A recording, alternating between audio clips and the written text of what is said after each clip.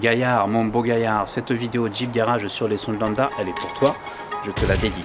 Frère, je rentre dans la game, ennemi, ramasse mes douilles. Tu m'arrives à l'âge vie, t'es encore loin de mes couilles. MC quoi, des millions de vues au compteur. MC quoi, NTM dans le baladeur. Sur ma route des ordures avec un flot de poubelle. Mon micro qui sature dans la gorge du Jack Miel. Tu dis que j'ai pas rappé, ouvre tes oreilles. Fidèle à moi-même et tous les gens qui me soutiennent. Mon astuce c'est des déterres dès le départ. Des brouillards, malin comme un guépard. Je regarde la concu dans le rétro. Miniature mode ghetto, lâche un pouce mon poteau. J'ai plus d'un tour dans mon sac, je dirais même une vingtaine. Venez dans mon bac, full team, pas de problème. Mélange de carapuce, de pulpe bizarre et de salamèche. Whisky, pas de mélange, juste de glaçons, c'est salami. Tais-toi, je compte jusqu'à 4. 1, 2, 3, 4. T'es KO, t'es à 4 pattes. 1, 2, 3, 4. La cocu, je l'ai mise KO. Carapuce, pistolet, AO. Pulpe bizarre, roule un gros popo. Salamèche, j'allume le béto.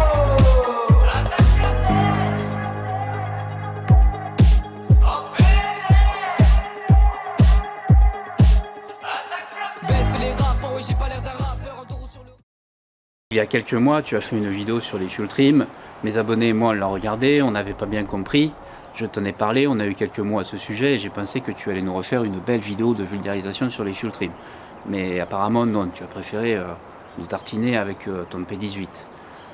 Mais alors là, Gaillard, la vidéo que tu as faite sur les sons de lambda courte bande qui gère et optimise le rapport air-carburant, lien dans la description, tu m'as mis KO en PLS latéral de sécurité, j'ai rien compris, j'ai rien vu venir, je connaissais pas ces sondes là.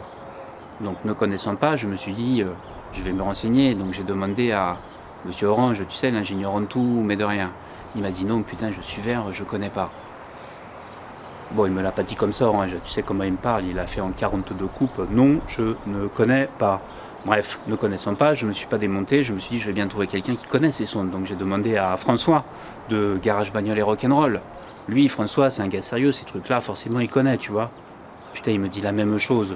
Tu sais quoi, tellement il était dépité, il en a revendu sa Tesla et il a déterré son Rodius qu'il avait enterré au fond de son jardin. Tu imagines le cataclysme que tu as causé, Gaillard? Mais ça, Gaillard, c'est rien.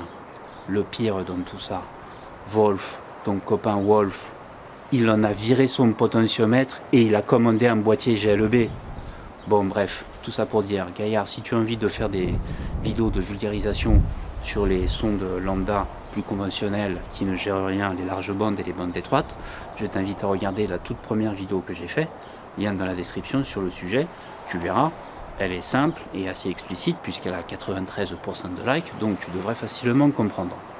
Maintenant, si tu veux bien, on va prendre ta vidéo dans l'ordre chronologique, point clé par point clé.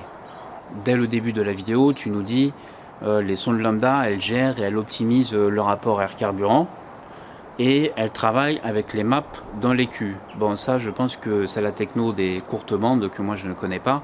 En revanche, les sondes lambda dont je parle dans ma vidéo, donc bande étroite et large bande, elles sont d'un côté dans les gaz d'échappement et de l'autre côté raccordées à ton calculateur. Et la sonde lambda bande étroite délivre une tension qui permet à ton calculateur de connaître l'état de ton mélange, à savoir riche ou pauvre, et cette tension, elle est directement proportionnelle à la richesse du mélange dans une bande étroite, centrée sur lambda 1 ou 14,7 ou 9,8 ou le rapport stoïchométrique du carburant que tu utilises. Alors qu'une sonde lambda large bande, elle, délivre une tension inversement proportionnelle à la richesse de ton mélange, 0 volts mélange riche, 5 volts mélange pauvre, et c'est à cette tension qu'on associe un équivalent au rapport air-carburant qu'on appelle lambda. Okay, et lorsque la valeur lambda mesurée par la sonde dans les gaz d'échappement est différente de la valeur lambda présente dans la cartographie, alors le calculateur corrige la quantité de carburant injecté pour que la valeur lambda mesurée corresponde à la valeur lambda présente dans la cartographie. Jusque-là, on a parlé des sondes lambda situées en amont du catalyseur. Ensuite, tu parles des sondes lambda qui sont situées après le catalyseur et tu nous dis que ces sondes n'ont aucune influence sur le fonctionnement du moteur.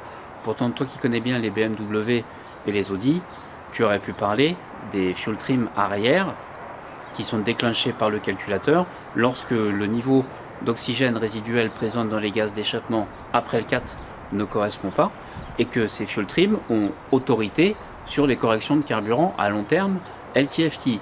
C'est une couche supplémentaire au-dessus des LTFT. Bon voilà, pour le reste c'est bon. Je précise que cette vidéo a été faite sur un ton humoristique et dans le but d'enrichir le débat sur les sondes lambda et pour que les gens qui s'y intéressent ou qui commencent à s'y intéresser partent sur des bases à peu près saines. Allez, salut à tous.